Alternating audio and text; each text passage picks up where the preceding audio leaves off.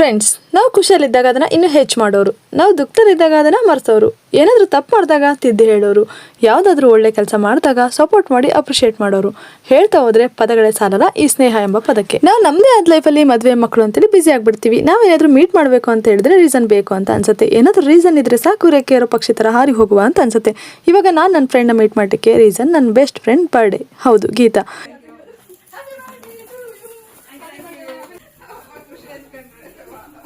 ಈ ಖುಷಿನ ಹೆಚ್ಚು ಮಾಡೋಕ್ಕೆ ನನ್ನ ಜೊತೆ ಸೇರಿದ್ದು ಬಾನು. ಅವಳು ಸಹ ದೂರದಿಂದ ಬಂದು ನೈಟ್ ಆದರೂ ಹೋಗಿ ಸರ್ಪ್ರೈಸಲ್ಲಿ ಕೇಕ್ ಕಟ್ ಮಾಡಿಸಿದ್ದು ಒಂದು ಒಳ್ಳೆ ಹ್ಯಾಪಿ ಮೂಮೆಂಟ್ಸ್. ನೆಕ್ಸ್ಟ್ ಡೇ ಒಂದು ಒಳ್ಳೆ ಹೋಟ್ಲಲ್ಲಿ ಬರ್ಡೇ ಬೇಬಿ ಕಡೆಯಿಂದ ಪಾರ್ಟಿ. ವಾವ್, ಹೋಟೆಲ್ ಆಂಬಿಯನ್ಸ್ ಅಂತ ಸಖತ್ತಾಗಿದೆ ಅಲ್ವಾ. ಇಲ್ಲಿ ನಮ್ಮ ಜೊತೆ ಆಗಿದ್ದು ವಿಜಯ್. ಎಲ್ಲರೂ ಸೇರಿ ಸಖತ್ತಾಗಿ ಎಂಜಾಯ್ ಮಾಡಿದ್ವಿ. ಬೇಕಾದೆಲ್ಲ ತಿಂದು ಮಸ್ತ್ ಮಜಾ ಮಾಡಿದ್ವಿ. ರೋಟಿ, ಪನ್ನೀರ್ ಪಸಂದ್, ಕಾಜು ಮಸಾಲ ತೊಗೊಂಡಿದ್ವಿ. ಸೂಪರ್ ಆಗಿತ್ತು. ನನಗೆ ಹೋಟೆಲ್ ಸ್ಪೆಷಲ್ ಅಂತೇಳಿ ವೆಜ್ ಬಿರಿಯಾನಿ ಕೊಟ್ಟಿದ್ರು. ಮಸಾಲೆ ಹೆಚ್ಚಾಗಿತ್ತು ಬಿಟ್ಟರೆ ಇನ್ನೆಲ್ಲ ಚೆನ್ನಾಗಿತ್ತು. ಸೂಪರ್.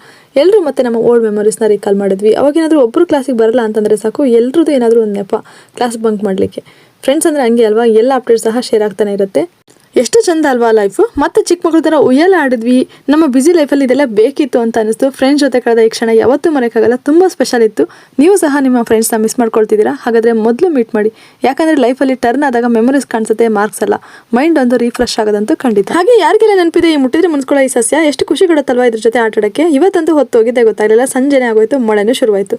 ಮಳೆ ಬಂದು ಬಿಟ್ಟಂಗಾಯ್ತು ಅಂತಾರಲ್ವಾ, ಹಂಗಿತ್ತು. ನಾವು ಸೇರಿ ಮಳೆ ಅಂತೂ ರೋಡ್ ಎಲ್ಲ ಒಳೆ ಆಗಿತ್ತು. ಫ್ರೆಂಡ್ಸ್ ಈ ಮಳೆಯಲ್ಲಿ ಬಸ್ ಸ್ಟಾಪ್ಗೆ ಡ್ರಾಪ್ ಮಾಡಿ ನಾನು ಸಹ ನಮ್ಮ ಮನೆ ಕಡೆ ಪ್ರಯಾಣ. ಗೈಸ್, ಇಷ್ಟ ಆಯ್ತಲ್ವಾ? ಹಾಗಾದರೆ ನಮ್ಮ ಪೇಜ್ನ ಫಾಲೋ ಆಗೋದನ್ನ ಮರಿಬೇಡಿ. Thank you.